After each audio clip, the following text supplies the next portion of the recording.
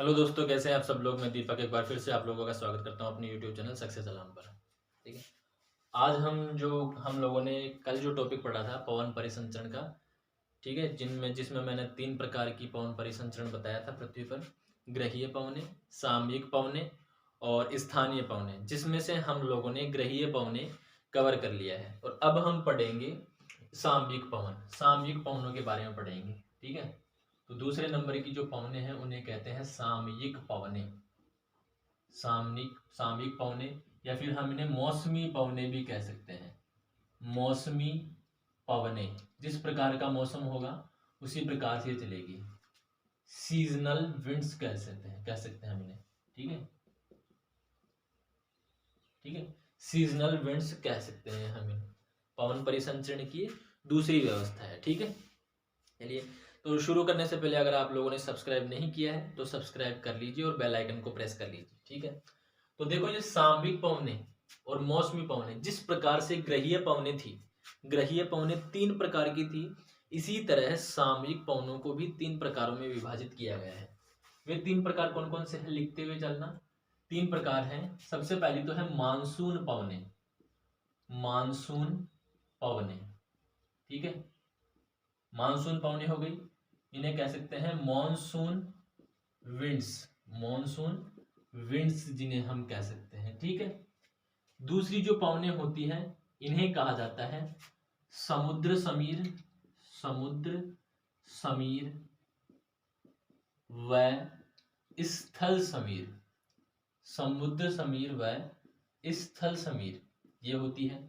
और तीसरी प्रकार की जो पवनें होती हैं उन्हें कहा जाता है पर्वत समीर। पर्वत समीर व घाटी समीर। पर्वत समीर व घाटी समीर। सामयिक पवनें ये 3 प्रकार की होती है। पहली होती है मानसून पवनें, जिन्हें हम कह सकते हैं मॉनसूनल विंड्स। दूसरी होती है समुद्र समीर व स्थल समीर, जिसे हम कह सकते हैं लैंड ब्रीज और सी ब्रीज। तीसरी है पर्वत समीर और घाटी समीर, जिसे हम कह सकते हैं कैटाबेटिक और एनाबेटिक विंड्स। ठीक है। तो आज हम इनके बारे में पढ़ेंगे। तो सबसे पहले हम देखेंगे मानसून पवनें होती क्या है। ठीक है।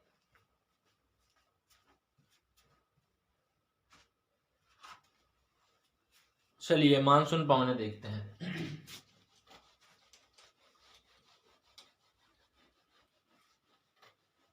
अब जैसा कि आप सब लोग जानते हैं कि वर्ष में 2 बार हवाएं अपना रुख बदलती है। भारत में देखते होंगे आप लोग। ठीक है। ये जैसे ऋतु परिवर्तन होता है ना, उसी के अनुसार ये अपनी दशाएं जो हैं, अपनी दिशाएं जो हैं वो बदल लेती हैं। कौन सी पवनें? मानसूनी पवनें। ये क्या करती हैं, स्थल भाग से, हम गर्मियों की अगर हम बात करें तो ये समुद्री भाग से स्थल भाग की ओर चलती है। और सर्दियों की अगर हम बात करें तो ये चलती है स्थल भाग से समुद्र की ओर चलती है। जैसे हम भारत का उदाहरण लेके चले। ठीक है।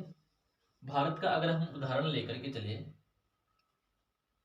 तो आप लोगों को पता है कि ग्रीष्म काल में हमारे यहाँ पर दक्षिण पश्चिमी मानसून आता है। दक्षिण पश्चिमी मानसून आता है, जिसके कारण यहाँ पर बरसात होती है पूरे भारत के अंदर। ठीक है। तो इस बरसात के महीने में, इन बरसात के महीनों में या इस मौसम में, इस मानसून, इसे हम कहते हैं मानसून।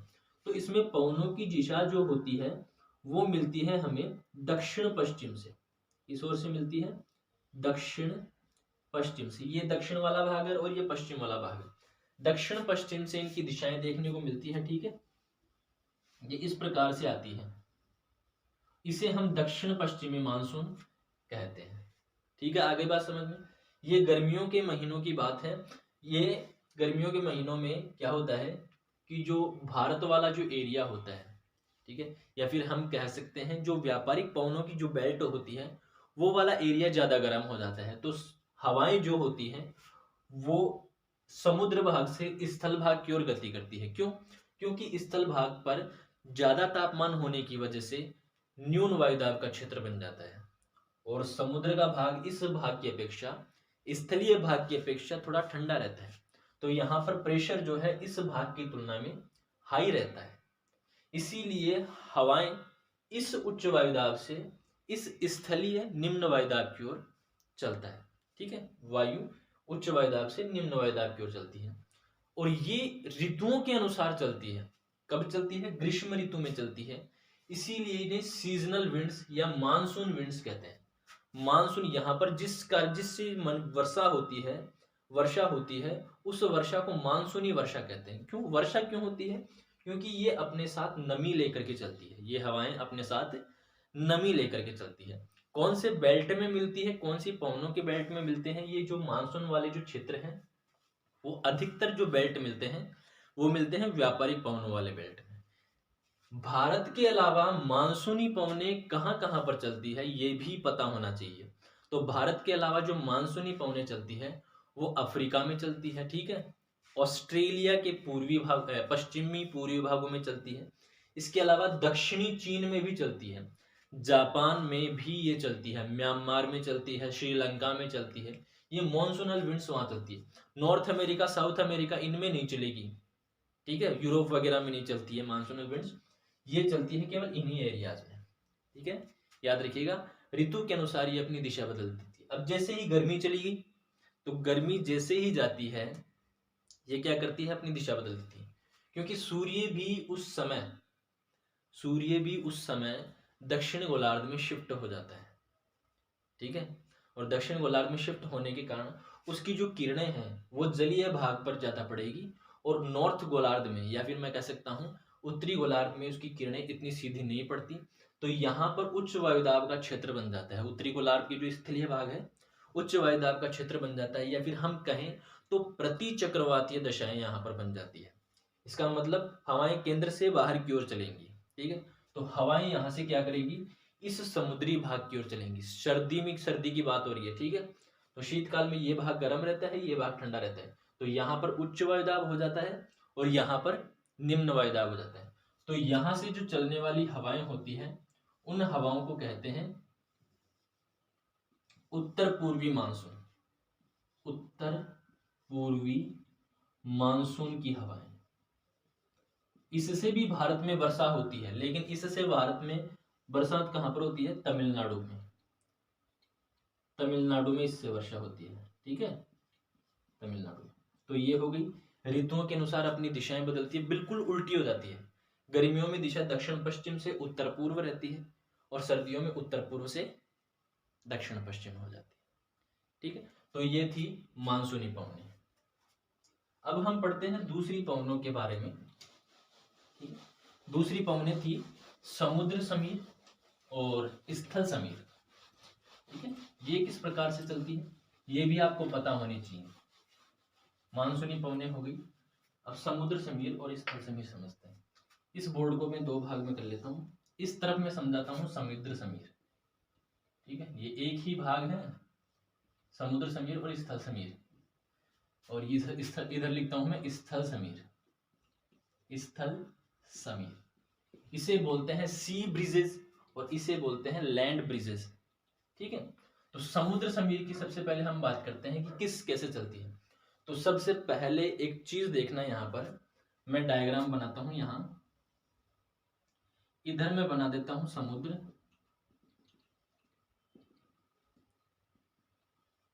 ठीक है, इधर मैं बना देता हूं समुद्र और इधर मैं बना देता हूं, एक तरफ अगर समुद्र हो गया तो दूसरी तरफ तो ऑब्वियस सी बात है ये लैंड एरिया हो जाएगा। ठीक है, ये स्थल है और ये समुद्र हो गया।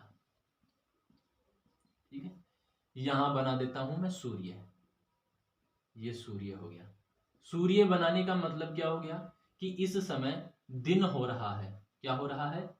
दिन हो रहा है। सूर्य बनाने का मतलब ही क्या हो गया? इस समय दिन हो रहा है। ठीक है, तो अब देखिए सूर्य की किरणें पड़ रही हैं, धरातल भी पड़ रही हैं और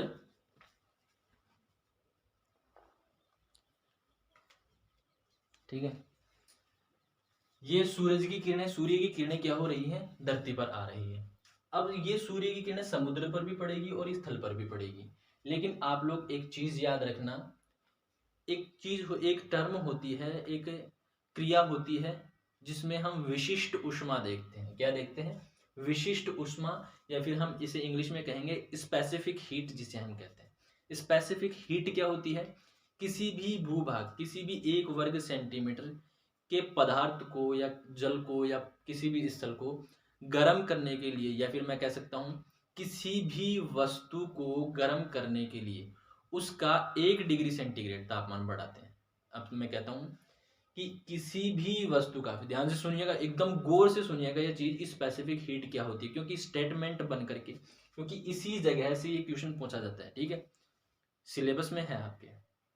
ठीक है, तो स्पेसिफिक हीट क्या होती है? किसी भी वस्तु का 1 डिग्री सेंटीग्रेड तापमान बढ़ाने के लिए, किसी भी वस्तु का 1 डिग्री सेंटीग्रेड तापमान बढ़ाने के लिए जितनी हमें ऊष्मा की आवश्यकता होती है, उस ऊष्मा को कहा जाता है स्पेसिफिक हीट। याद रखिएगा, किसी भी वस्तु के 1 डिग्री तापमान को बढ़ाने के लिए जितनी हमें ऊष्मा की आवश्यकता होती है उसे कहते हैं स्पेसिफिक या विशिष्ट ऊष्मा। तो यहाँ पर हम देखते हैं कि समुद्र और स्थल भाग में से जो समुद्र है उस पर जल है, और जल की जो विशिष्ट ऊष्मा होती है वो किसी भी स्थल भाग की अपेक्षा अधिक होती है। मतलब जल को गर्म करने के लिए अधिक ऊष्मा की आवश्यकता पड़ती है। इसीलिए जल जो है वो धीरे धीरे ही तो गर्म होता है और धीरे धीरे ही ठंडा होता है। तो सूर्य की किरणें पड़ रही हैं और स्थल भाग क्या हो जाता है? जल्दी से गर्म हो जाता है। तो स्थल भाग पर शीघ्र अतिशीघ्र न्यून वायुदाब का क्षेत्र उत्पन्न हो जाएगा। क्यों? क्योंकि गर्म होकर के हवाएं फैलती हैं और ऊपर उठती हैं, और इससे क्या होता है? प्रेशर जो है हवा का वो कम हो जाएगा। और यहाँ पर अभी भी पानी इतना गर्म नहीं हुआ है, तो यहाँ पर उच्च वायुदाब का क्षेत्र रहता है। ठीक है, तो यहाँ मैं लिख देता हूँ उच्च वायुदाब, और यहाँ पर है निम्न वायुदाब। निम्न वायुदाब क्यों है? क्योंकि यहाँ पर हवाएं गर्म होकर के ऊपर उठ जाती है। तो मैं यहाँ पर भी लिख देता हूँ ऊपर उठती हवा। ऊपर उठती हवा। अगर आप लोगों ने ये डायग्राम समझ लिया ना तो सब कुछ समझ में आ जाएगा। ये ऊपर उठती हवा है। ठीक है, तो यहाँ पर प्रेशर कम हो गया, यहाँ पर ज्यादा हो गया, और ये नियम है। ठीक है, कि हवाएं उच्च वायुदाब से निम्न वायुदाब की ओर चलती हैं। तो अब बताओ, यहाँ पर उच्च वायुदाब है और यहाँ पर निम्न, तो हवाएं किस ओर चलेंगी? समुद्र से स्थल की ओर चलेंगी। तो ये है हवा की दिशा।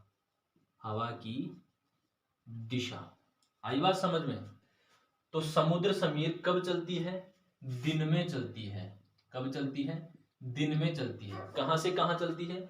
समुद्र से स्थल की ओर चलती है। समुद्र से स्थल की ओर चलती है, इतना याद रखना। ठीक है, समुद्र से स्थल की ओर चलती है। ठीक है, अब आपसे प्रश्न जो पूछा जाता है इस टॉपिक से रिलेटेड वो किस प्रकार का पूछा जाता है, देखिए। ठीक है, ये हो गया। हवा की दिशा भी बता दी मैंने। समुद्र समीर चलती है दिन में। समुद्र समीर का मतलब होता है जहां से, देखो, जिस स्थान से जिस चीज की ओरिजिन होती है, जिस चीज की उत्पत्ति होती है, वो उसी स्थान के नाम से जानी जाती है। तो ये समुद्र समीर जो होते हैं समुद्र से उत्पन्न होती है, इसीलिए समुद्र समीर जानी जाती है। कब चलती है? दिन में चलती है, क्योंकि हवाएं उच्च दाब से निम्न दाब की ओर चलती है, क्योंकि स्थल पर हवा गर्म होने के कारण हवा का दाब जो है वो न्यून हो जाता है। ठीक है, इतनी चीज आप याद रखना। ये जो घटना होती है वो होती है दोपहर के बाद, यानी कि दोपहर से शुरू होती है और शाम तक चलती है ये घटना। ठीक है, यहां से प्रश्न किस प्रकार से पूछा जाता है कंपटीशन में? ठीक है, वो पूछा जाता है कि कोई व्यक्ति है, दिन के समय समुद्र के किनारे बैठा हुआ है, तो बताइए हवा उसके पीठ को छू करके चलेगी या उसके मुख को छू करके चलेगी? कोई व्यक्ति समुद्र के किनारे समुद्र की तरफ मुंह करके बैठा है, तो हवा उसके पीठ को छुएगी या फिर उसके मुख को छुएगी? तो हवा समुद्र की ओर से चल रही है और समुद्र की तरफ ही उसका मुंह है, तो हवा उसके मुंह पर लगेगी। ठीक है, ऐसे प्रश्न बनते हैं। स्थल समीर की बात करते हैं, तो सबसे पहले बात तो ये हो गया। यहां पर भी मैं बना देता हूं, समुद्र बना देता हूं आपके लिए। ये समुद्र है, ठीक है, और ये स्थल है। यहां मैं लिख देता हूं समुद्र और ये है स्थल। अब क्या हुआ? शाम हो गई। अब शाम के बाद में यहां पर चंद्रमा आ गया। ये याद रखने के लिए बता रहा हूं, चंद्रमा है। ठीक है, चंद्रमा। अब रात में सूर्य का प्रकाश नहीं मिलता तो जो स्थल भाग है वो तेजी से क्या करेगा, विकिरित होगा। विकिरित का मतलब जो पृथ्वी है हमारी वो दिन में सूर्य से गर्म हो जाती है और रात में तेजी से, जब पृथ्वी सूर्य से गर्म होती है तो साथ साथ तो विकिरण करती है, लेकिन साथ में रात के अंत समय जो विकिरण है, पार्थिव विकिरण जिसे हम कहते हैं, वो तेजी से होने लग जाता है। तो ये जल्दी से क्या हो जाएगा, ये भाग ठंडा हो जाएगा, जल्दी से ये भाग ठंडा हो जाएगा स्थल भाग। और स्टिल अभी तक क्या बना हुआ है, समुद्र गर्म बना हुआ है। क्यों? क्योंकि पानी की प्रकृति है कि धीरे धीरे गर्म होता है और धीरे धीरे ही ठंडा होता है। ठीक है, तो यहाँ पर जो वायुदाब होगा वो स्थल भाग ठंडा होने के कारण उच्च वायुदाब बन जाएगा। कैसा वायुदाब बन जाएगा? उच्च वायुदाब बन जाएगा। और इस भूभाग की तुलना में इस जलीय भाग का जो वायुदाब रहता है वो न्यून रहता है, तो यहाँ पर न्यून वायुदाब बन जाएगा। ठीक है, तो ऑब्वियस सी बात है हवाएं उच्च वायुदाब से निम्न वायुदाब की ओर चलेंगी। ठीक है, ये हो गई हवा की दिशा, याद रखना ये हो गई हवा की दिशा। ठीक है, तो फिर से वही प्रश्न पूछा जाता है कि रात के समय एक व्यक्ति समुद्र की तरफ पीठ करके बैठा है, या फिर अब की बार मान लो उसको समुद्र की, अभी भी उसको समुद्र की तरफ मुंह करके बैठाएंगे। ठीक है, क्योंकि देखने तो समुद्र ही जाएगा ना। तो एक व्यक्ति रात को समुद्र के किनारे समुद्र की तरफ मुंह करके बैठा है, तो बताइए हवा उसके कौन से भाग को छुएगी, मुख को या पीठ को? तो हवा उस समय उसकी पीठ को छुएगी, क्योंकि स्थलीय भाग से ये इधर देख रहा है, ये इधर देख रहा है। ठीक है, तो यहां से चलेगी तो हवा उसकी पीठ को छुएगी। ठीक है, इस प्रकार से क्वेश्चन पूछा जाता है। तो ये रात्रि में होता है स्थल समीर, और समुद्र समीर दिन में चलती है। बस इतने याद रखना और कुछ भी याद नहीं रखना इसमें। ठीक है, तो चलिए अब देखते हैं हम, ये स्थल समीर और समुद्र समीर हो गया। ठीक है, स्क्रीनशॉट लेना चाहो तो ले लीजिए। चलिए अब हम पढ़ते हैं पर्वतीय समीर और घाटी समीर। ठीक है, पर्वत समीर और घाटी समीर।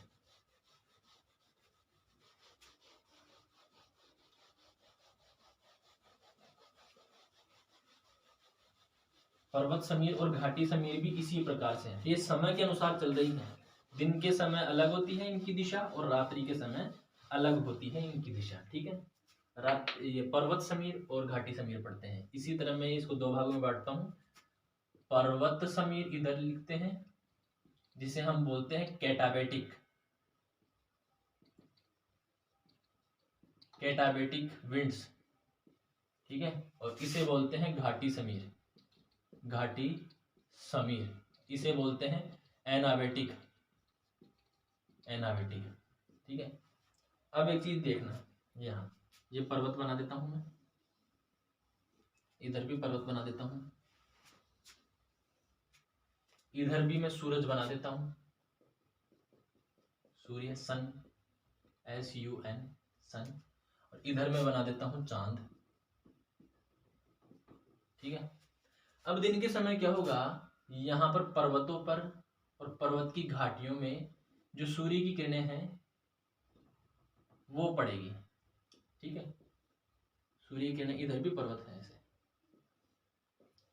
अब क्या होगा, जो घाटियों की जो हवा है, घाटियों पर देख लो चाहे पर्वतों पर देख लो, जो हवा है वो गर्म होगी, गर्म होकर के फैलेगी, और इनकी जो गति होगी हवा की वो पर्वत के सहारे सहारे, क्योंकि हवा हल्की हो गई गर्म होकर के, तो हवा क्या करेगी, ऊपर की ओर उठेगी। क्या करेगी, ऊपर की ओर चलेगी।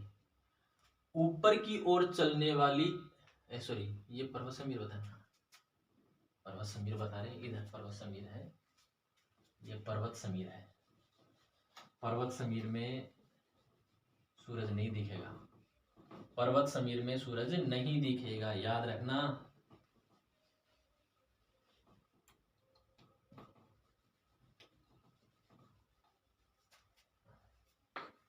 इसको भी मिटाता हूं मैं। पर्वत समीर, घाटी समीर में सूरज दिखेगा, सूर्य, घाटी समीर में सूर्य दिखेगा। ठीक है, तो इसको जानते हैं।